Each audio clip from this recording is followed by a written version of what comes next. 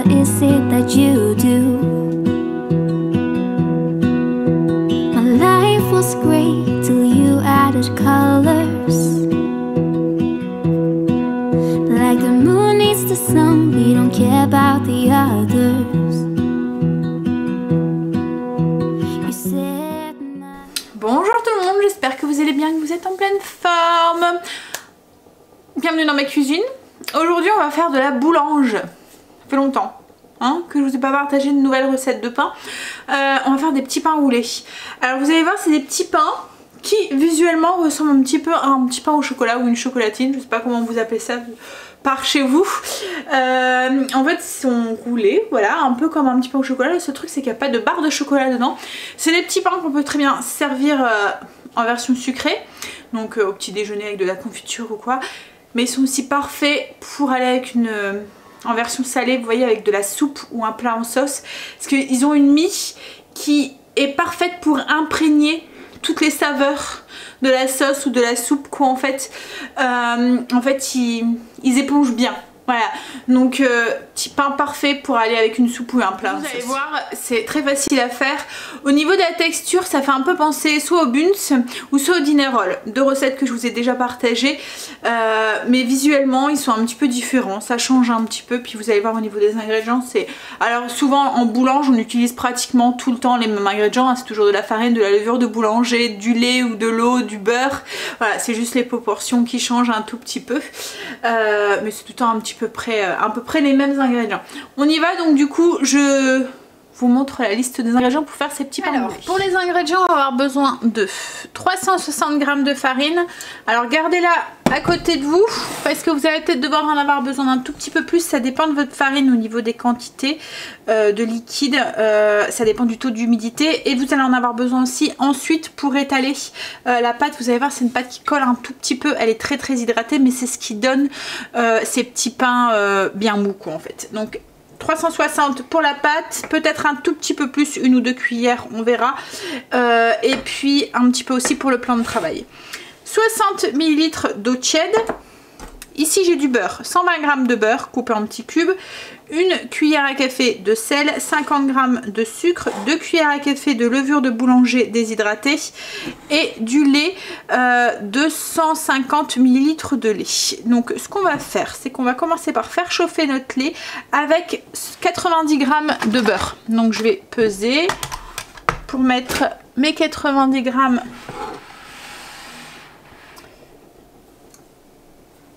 de beurre dedans, et je vais les passer un tout petit peu en micro-ondes.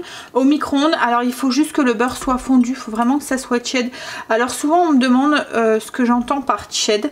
En fait ça fait un peu comme le bain d'un bébé. Ça doit être, vous voyez, juste bon. Quand vous mettez votre doigt, vous devez sentir enfin voilà, ça doit être juste bien. Donc ça fait à peu près 37, 38 degrés. Vous devez mettre votre doigt, et si vous sentez, ça doit pas piquer, vous voyez le doigt, vous devez sentir la chaleur mais sans être brûlant, quoi, en fait. Donc voilà, on passe ça du coup un petit peu au micro. Ce qu'on va faire, c'est qu'on va réhydrater notre levure, la réactiver. Donc on va mettre dans notre eau qui est tiède, une cuillère à soupe de sucre, ça va aider à réactiver la levure, et on va rajouter notre levure. Hop, on va mélanger un petit peu pour dissoudre un petit peu la levure dedans, et on va laisser poser 5-10 minutes, enfin 10-15 minutes, ça dépendra de la chaleur. Enfin vous allez voir, de toute façon ça va mousser, ça va se réactiver, ça va gonfler un petit peu. Alors faites attention, si vous avez mis comme moi dans un petit pot, que ça déborde pas. Je vais peut-être transvider parce que je sens bien que la catastrophe. Je sens bien que ça va déborder, ça va gonfler, ça va déborder.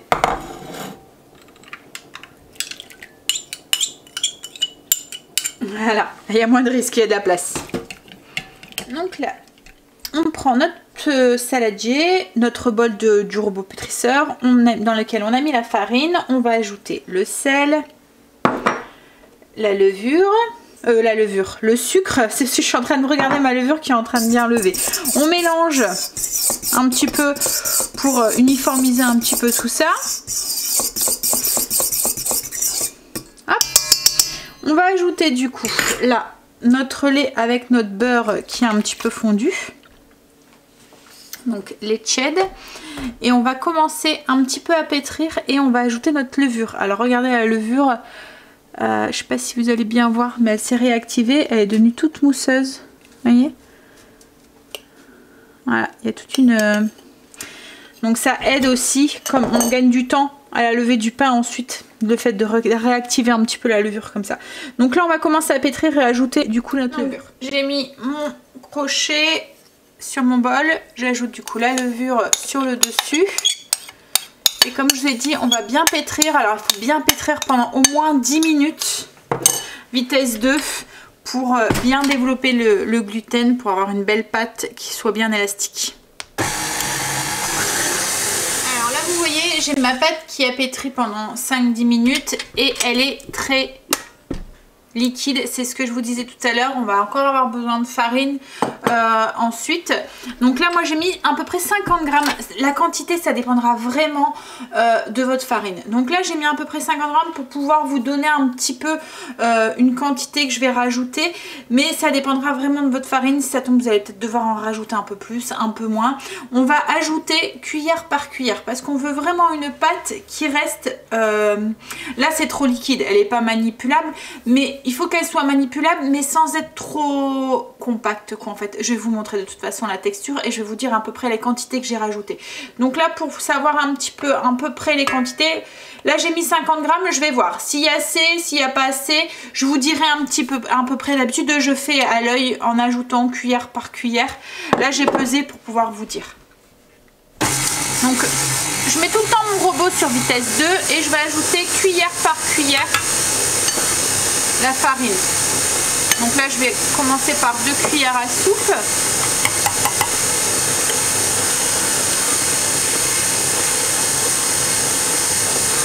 En fait pour vous dire un petit peu à peu près ce qu'on recherche, c'est que la pâte se décolle des parois du moule. Vous voyez du plat. Elle se décolle sans être complètement faire bloc.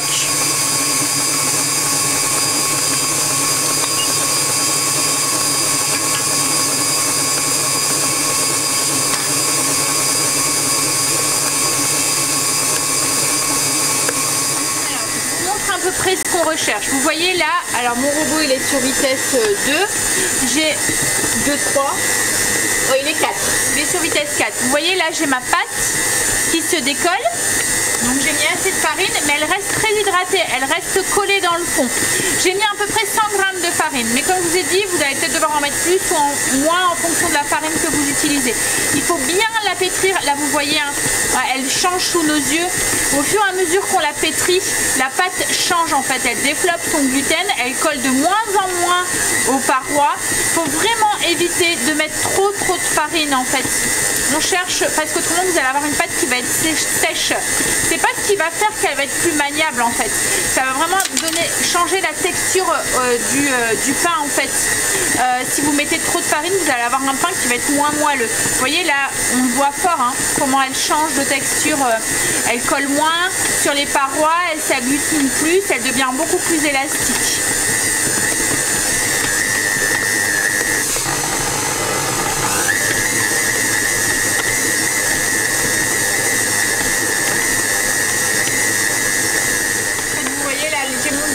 Pratiquement propre, il reste juste une marque dans le fond du bol de la pâte.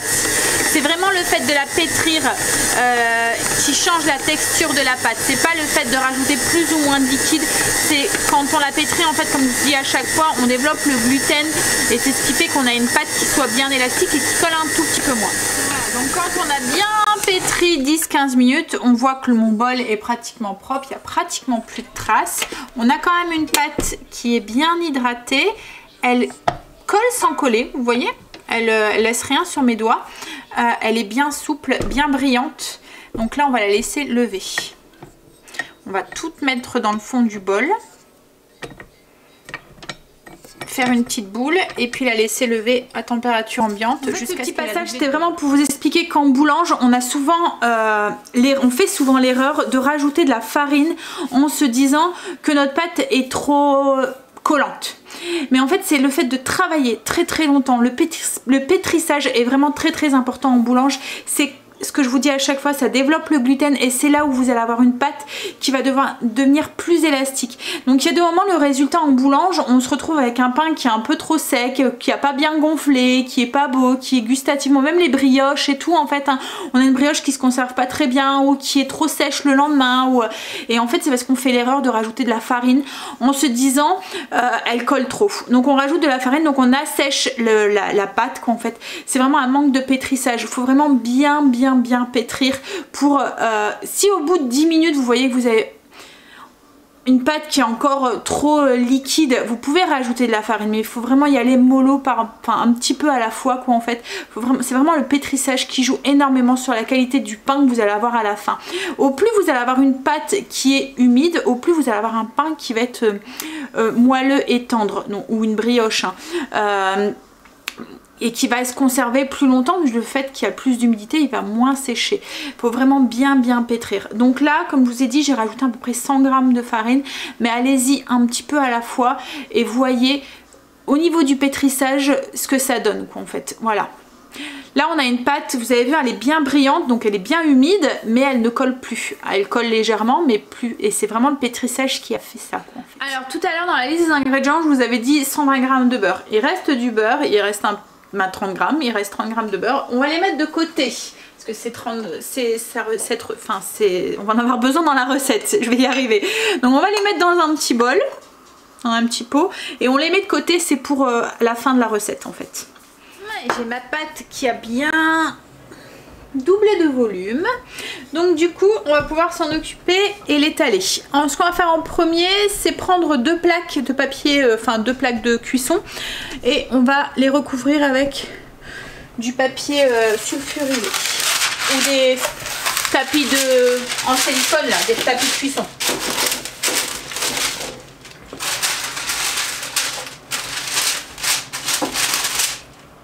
On prend sur un plan de travail avec un petit peu de farine, on va mettre notre pâte et on va l'étaler du coup pour faire un grand rectangle.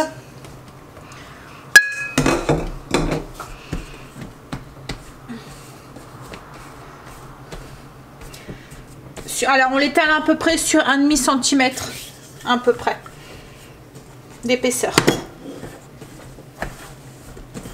Alors on a une pâte bien souple, du coup le fait qu'on n'a pas trop mis de farine, on a une belle pâte qui va promettre des petits pains tout tendres.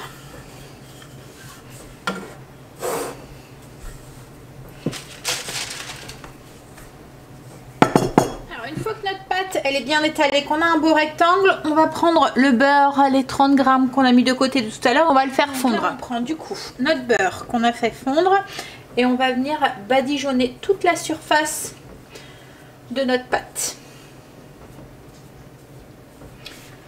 Donc une fois qu'on a mis une fine couche de partout, on va venir couper ce rectangle pour en faire 12 petits. Donc du coup on va le couper en deux. Alors moi pour ça j'utilise une roulette à pizza, ça va bien. Alors on essaie de faire ça le plus régulier possible. Donc là c'est coupé en deux. On va recouper en deux. Et en 3. Pour avoir du coup nos 12 morceaux.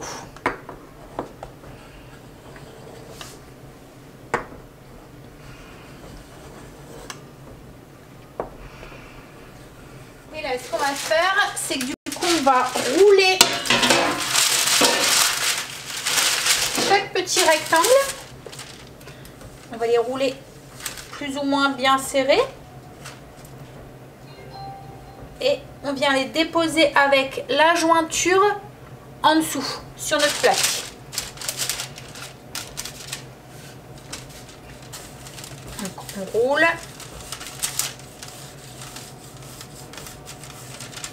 Hop, et on pose jointure en dessous sur la plaque en les espaçant parce qu'ils vont lever. Hein.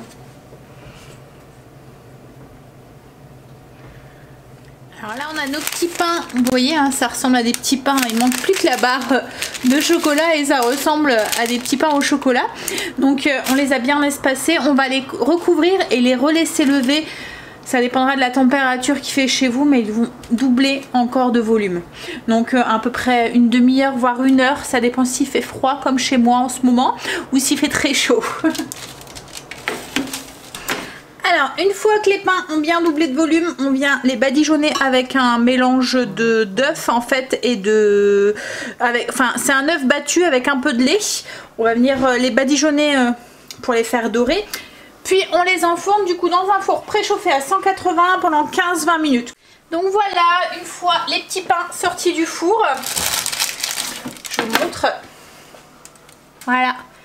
On dirait des petits pains au chocolat, hein, limite. Alors on peut, si on le souhaite, c'est les badigeonner avec un petit peu de beurre salé fondu, juste sur le dessus, pour leur donner ce petit côté encore plus beurré. C'est optionnel, vous n'êtes pas obligé. J'ai coupé un petit pain, je vous montre un petit peu du coup l'intérieur et la tendreté de ces petits pains. Je sais pas si vous voyez, mais... voilà, ils sont vraiment tout mou, tout mou, tout mou, tout tendre. Donc voilà pour la recette du jour. Je vous mets comme d'habitude une petite photo ici pour voir un petit visuel. Je vous mets aussi le visuel de la fiche recette que vous pouvez trouver en barre d'infos sur le blog si vous souhaitez la télécharger. Je vous fais des bisous et je vous dis à bientôt dans une prochaine vidéo ou à ce soir pour celles que ça intéresse, le coup de 18 h dans un vlog. Bye, bisous. You're my heart's desire. I just wanna love you, just wanna hold you, just wanna be with you till we grow old. Please tell me